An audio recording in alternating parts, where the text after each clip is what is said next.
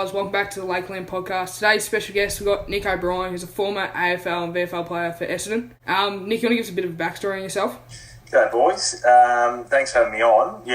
I'm as your introduction said, I was lucky enough to be playing down here in Melbourne for Essendon in the AFL and VFL, but I was a country Victorian boy from St Valley and come through Ballarat and St Pat's, like I believe you guys are at the moment. So I've been down here for nearly 10 years or so with 1 year in Adelaide in between. So it's nice to have a chat.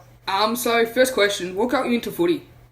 Well, when I grew up in Snake Valley, I'm not sure if you guys are familiar with where that is, but that was really a pretty central sport, I suppose, to everything that was going on out there. There was footy in the winter and cricket in the summer. So I did both of those sports with a lot of enjoyment, and that's where it sort of started. I used to love going and watching the senior players after my game as well and sort of harassing them a bit. So it was pretty easy to love the sport back then, So you played your juniors at Carnham. What was that like as a family community club?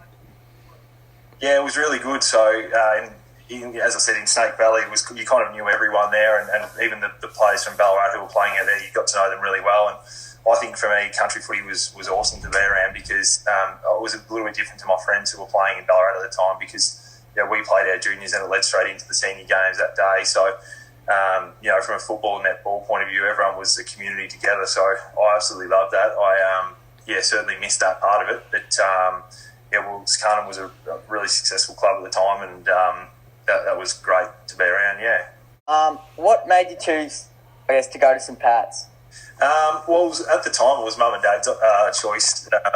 Obviously paying the school fees back then, but I didn't really know what to expect because come from a very small primary school in Snake Valley, obviously co-ed as well, so off to an all-boys school, and I was sort of thinking, I'm not sure what this is going to be all about, but I was absolutely loved it. It was probably the best decision that was ever made on my behalf, by mum and dad. So made a lot of great friends and was taught a lot of great things at the school. So still have a lot of great mates in there today. So you were a talented cricketer when you were a young fella. What made you choose between footy and cricket? Yeah, I love me cricket, and I think I got to about 16 or 17 years old when I decided to sort of go more down the footy pathway. I think if I was probably being honest, I don't think I would have gone a great deal further with cricket. Just the way it's probably a lot more funneled in terms of the talent pool gets a lot smaller, or the amount of people who can play at the top level gets smaller compared to footy. But I decided to have a bit of a crack at footy and. Still love my cricket. I'm not sure if I'd be any good anymore. So, it was good being able to juggle both. But these days, it's a lot harder to do that beyond that age. Yep. So, what was it like to play first 18s as well as captain of? I think I was like a lot of other students at the school. As soon as I got there, I sort of absolutely loved the idea of playing first 18. I was lucky enough, along with a couple of mates, Howard Clark allowed us to do the water carrying in my first year there, and in that year, Sean Grigg was in his top age. There was Matt Tyler and Matthew Austin who also got drafted, and the two Brown brothers. So I absolutely loved that and couldn't get enough of sort of being around those boys. And then, it was great fun. I was lucky enough to be in that next group of players that actually won it on the MCG when I was in year 11. And, it was just an awesome opportunity to play with your mates because you don't really get to do it again in that sort of circumstance. Once you're a bit older and my age now, you sort of look back and think it was great. You said you won the Herald Sun Shield. What was it like the experience being down there playing on the G? It was awesome. Well, I think in my situation, we had a really good team the year before that probably we had won every game in the lead up and got to the grand final when I was in year 10. And, we probably weren't as talented as some other teams, but we had a really good list, I think our older boys were, Mark James, Robbie Lockett, Ben Peters, and then we had Tommy McDonald who was playing at Melbourne now, and we lost that year, which is pretty disappointing. But when we got there the next year and won it, it was an awesome feeling, and we actually went and won it the year after too, which was also a good experience. But it was great to play on the MCG with your best mates. It's probably the epitome of going to school, really, and being able to do that. There's not a lot of other schools that could probably say that they were able to do it. So it was an awesome experience that the school provides to do that. What was it like to get drafted and the lead up to the draft night?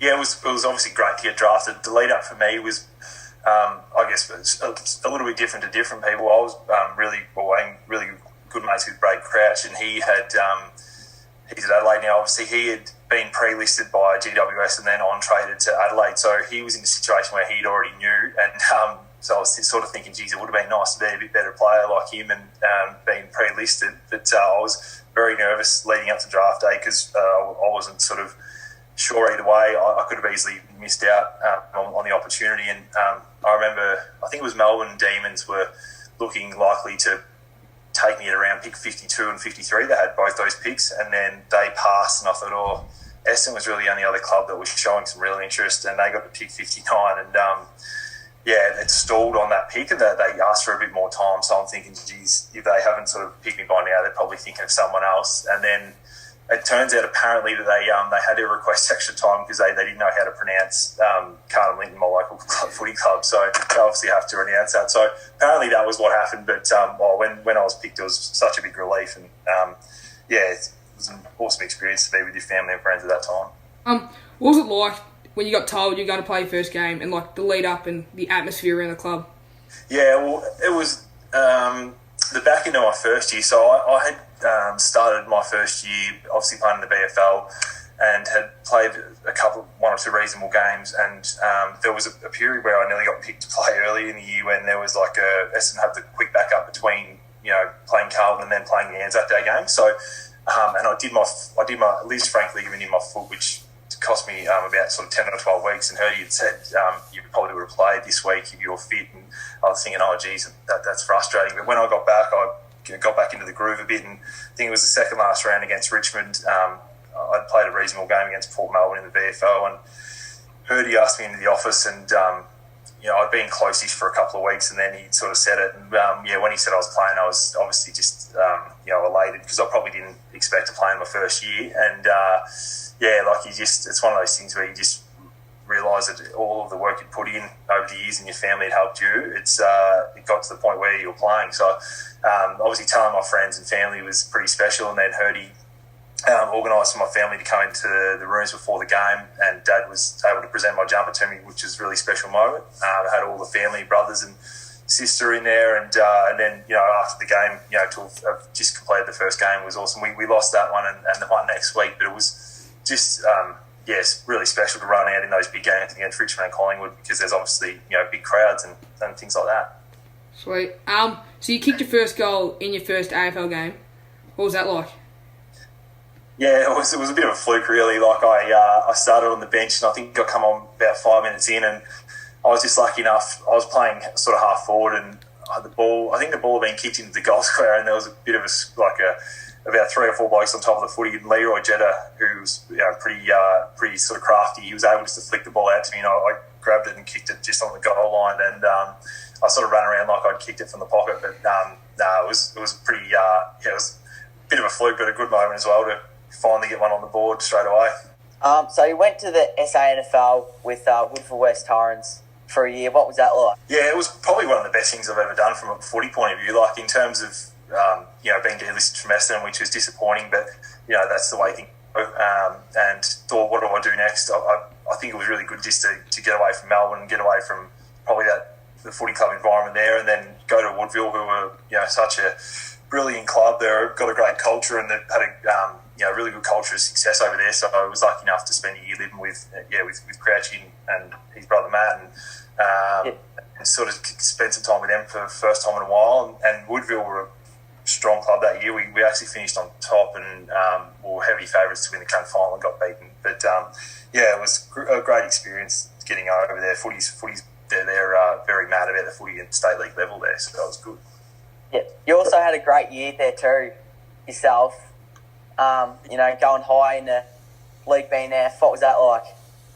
Yeah, it was surprising to be that high in the BNF. They generally don't like the Victorians too much over there, but I was sort of lucky. I was able just to go and play some footy. It's a bit, it is quite professional there, but it's also, we were lucky enough to be able to, at that level, play your own game a bit, and sort of, it was just a bit of a weight off the shoulders after, every other year trying to just play good VFL footy to get picked in the seniors, whereas this year I was able to just go and try and win a premiership, and I guess that helped play some better footy, yeah.